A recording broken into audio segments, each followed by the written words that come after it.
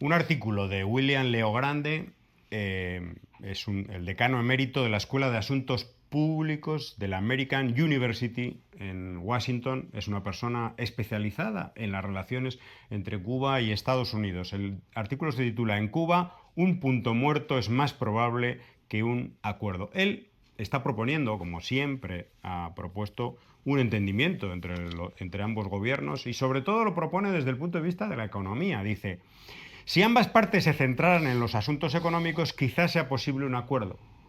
Ese sería un buen resultado para ambas partes, pero no cumpliría con las exigencias de los cubanoamericanos de un cambio de régimen.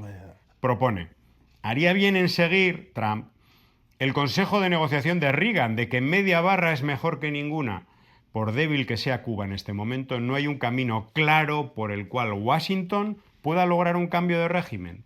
Existe una oportunidad para volver a comprometerse con Cuba económicamente, recuerda la época de Obama, en beneficio de ambos países, y ese es un acuerdo demasiado bueno como para dejarlo pasar, porque él habla de varias hipótesis, todas ellas muy malas y muy nefastas. Uno, ataques militares concretos que no garantizan, nos dice, el cambio político. Una de las lecciones de la guerra en Irán es que incluso matando a la cúpula de los líderes no hay una garantía. El segundo nivel puede ser aún más recalcitrante, así lo llama Sí, él, ¿no? sí. Además, Cuba, a diferencia, no tiene una oposición organizada, por lo que sería una esperanza vana esperar que los cubanos simplemente se levanten contra su gobierno. No sé.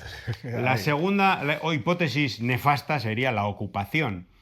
Y ahí dice que en Cuba hay una guerra de todo el pueblo, una estrategia a largo plazo de guerrillas que le haría la vida imposible A los invasores. a los invasores. Y en tercer lugar, el aumento de la presión económica hasta el infinito, esperando que el gobierno se quiebre.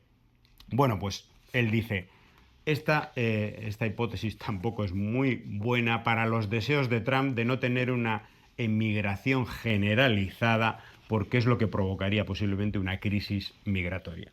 No, está clarísimo. Bueno, es un intelectual, es una figura muy importante en Estados Unidos. Las veces que se ha referido a Cuba ha sido coherente, ha sido muy concreto, muy firme.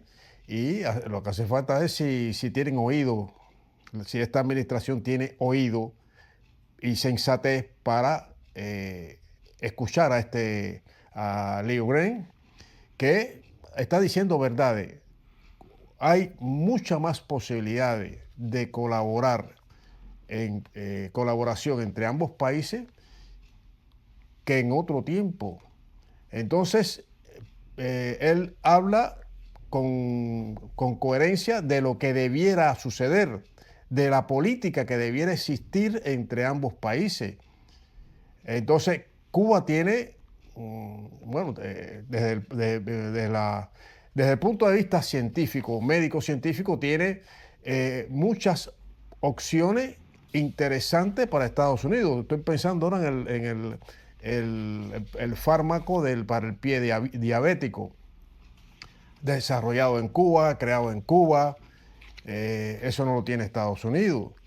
O sea, muchas cosas también. Y no se puede comercializar allí, y precisamente por el bloqueo. y no se puede comercializar en los Estados Unidos. Es decir, que él ve la parte positiva de que es el momento para ir digamos, a la cordura, a las razones de establecer diálogo que mejoren la relación entre ambos países y que ambos pueblos se beneficien de acuerdos que son razonables y que pueden aportar mucho tanto a Estados Unidos como al pueblo cubano, lógicamente.